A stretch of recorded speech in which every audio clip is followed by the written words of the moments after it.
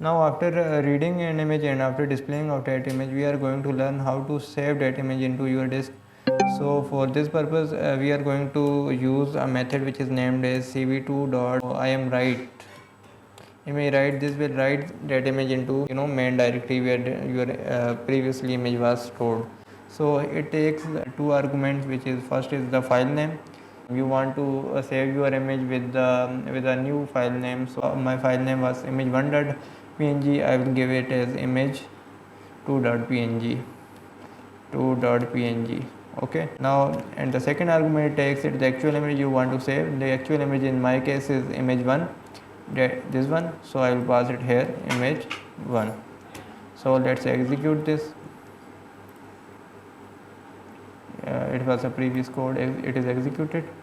Let's see image2.png. as you can see that another image, a copy of that image which is named as image2.png is saved into my main directories. Now the second thing we are going to discuss is how to access the properties of an image.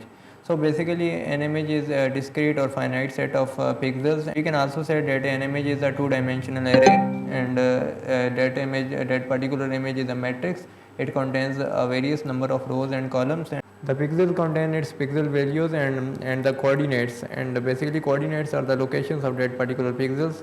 So to get the properties of an image, we are going to method, or we can say it is a function which is named as image shape. So this image dot shape will tell us the number of rows and the number of columns of that particular image. So let's execute this. Image dot shape, sorry, image1 dot shape, sorry, it is my mistake.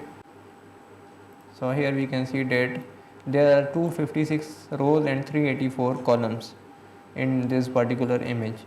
This is also known as resolution of image. If I want to see the actual matrix of this image, then I will only go through print image1.